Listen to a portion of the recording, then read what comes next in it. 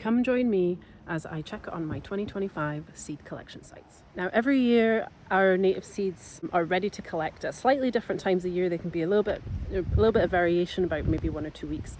This year, however, things are about 4 weeks early. It's a little bit different, and I'm having to go and check on some of my sites to see what stage that they are at, how ripe the seeds are, because if I collect them too early, they won't germinate. If I collect them too late, they might not be there. So I've got to have a look at nature's schedule and adapt myself to that. So come along, I'll show you what I do and what's involved.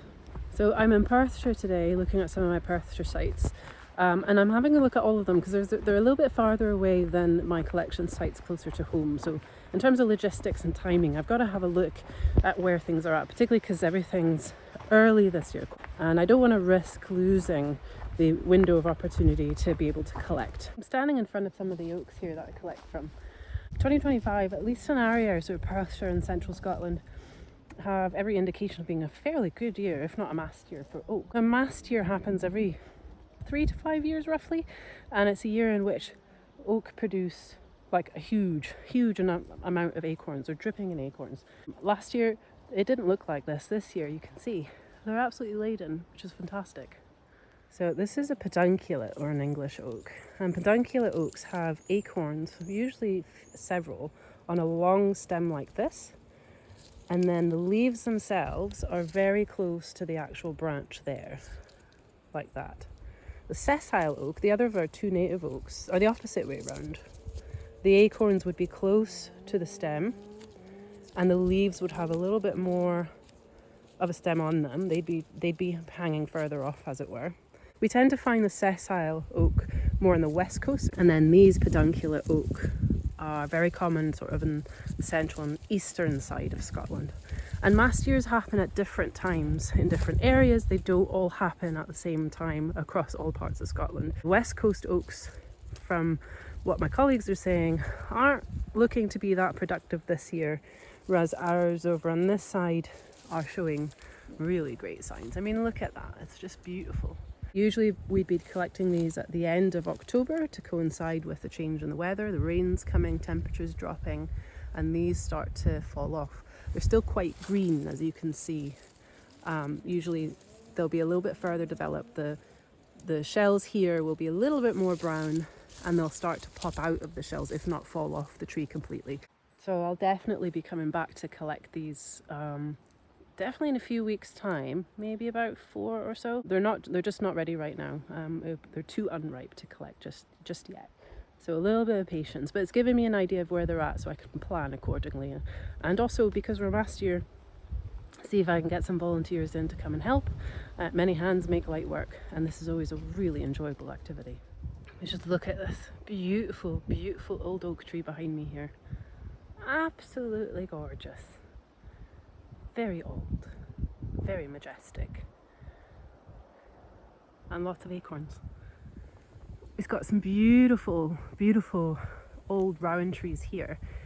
They were quite productive last year, so I wouldn't be surprised if they're not really producing this year, because trees don't produce the same amount of seed every year. So you can see not really any berries on this tree. I remember this last year being absolutely heaving with rowan. It was a great year for rowan last year, so it's taking a break this year, and it'll be back maybe in the next couple of years again with a good crop. And behind me here we have some blackthorn. You can see this is what's used to make sloe gin, for example. Tasty stuff. So these are the sloes themselves, these sort of blueberries, but they are also not quite ready. They're still a little bit green, and we want these to be a really sort of dark purpley bluey black colour, and they'll be maybe a little bit softer than they are now. There's a fair few on that, so we'll come back, but again, these aren't ready. Usually we try and collect them after the first frost, particularly for making sloe gin. Something about the frost and the sugars making it sweeter. Top tip, sloe gin, wait until after the first frost to collect sloe berries. Now, one of the things that I do when I'm out checking my sites is remembering what is producing where. This is foraging on steroids, and it's amazing. It's using a part of my brain that we don't usually use in the rest of our lives, really. And coming back year on year and comparing what that individual tree there did last year what it's doing now, and remembering that in 3-4 weeks time I'm going to be coming back to collect from this particular one, because look how laden that is.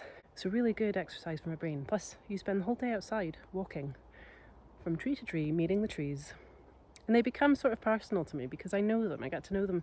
I've been coming here for about 4 years to this site, I think. So I get to know it really well, and I get to know each individual tree really well. And I know exactly how they've been doing over the last few years and how they're doing this year. So, for example, I said hello to those old rowan ladies that I love and that were very good to me last year.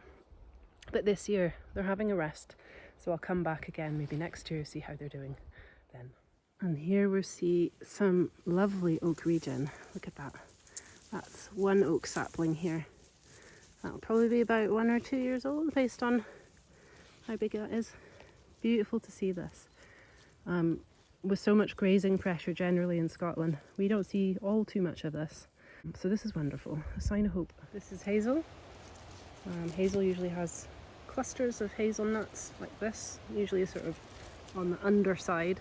So having a look from beneath is often easier than trying to spot them from above. You can see they're quite well hidden. These are not quite ready.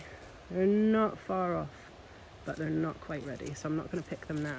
And it's always a race against time, or a race against the squirrels rather, to get the timing right between ripeness and eatenness, as they don't get eaten. So I have a good idea of where things are at on this particular site. Good indications that there's healthy crops of oak, hawthorn, dog rose. There's some hazel out as well. The birches are doing really well too. So I'll be making plans to come back here. Now I'm going to go off to my second site of the day, second of 3, to have a look where things are at there. I'm just walking into my second site of the day. So this is mostly an oak woodland. And we'll just have a wee look how this is doing this year. This site was productive, really productive, about 2 years ago. Not so much last year, so I'm not entirely expecting it to be a mass year here this year. So these guys are quite tall, big oak. A little bit harder to check from the ground how many acorns are here, but I'm just going to do a visual as best as is possible. Yeah, I'm not seeing too much in the way of acorns on the trees here. That's okay. That's why I've got multiple sites, even within the same region, the same area and the same species. They're not all going to be producing as much or the same amounts every single year. So it's good to know like where I need to focus my efforts on to prioritize collection. So this is probably not one I'm going to be rushing back to at first. It won't be one of my priority sites, but I will still swing by. Site number 1 has moved up in terms of its importance for collecting this year, and we've got one more site to check. So I'll head back to the van and off to that third site of the day, which is also a beautiful birch and oak woodland. It's absolutely stunning. I can't wait for you to see it. And we'll see how that one's doing this year. Right, I'm on my third site and I'm just picking my way up the hill here. So I'm a little bit out of breath, but I'll take you up to the very, very special birch and oak woodland that they've got here and see what shape that's in.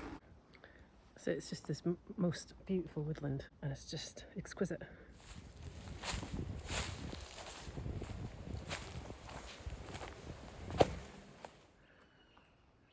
You can hear a buzzard calling in the distance. But these are quite mature birch. We got some really nice big oak in the background there. And they are pretty laden with acorns, which is a great sign.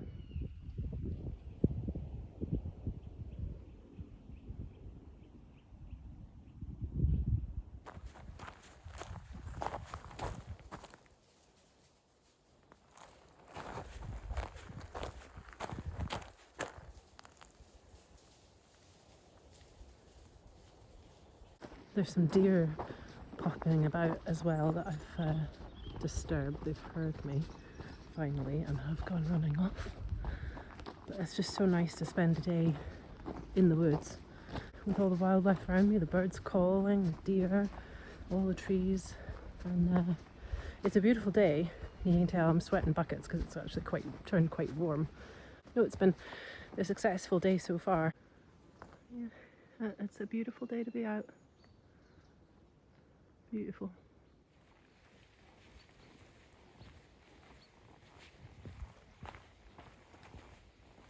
Thanks guys for coming along on my seed collection recce here in Perthshire. So we went to 3 different sites, mostly oak woodlands, but some others mixed in there as well. So I've got a good idea now of where everything's at. When I need to come back for the actual collection, what's in, what's not in. I'll make another video to take you on the journey of when I go actual seed collecting, so you can see what that looks like. But thanks for coming along and see you soon.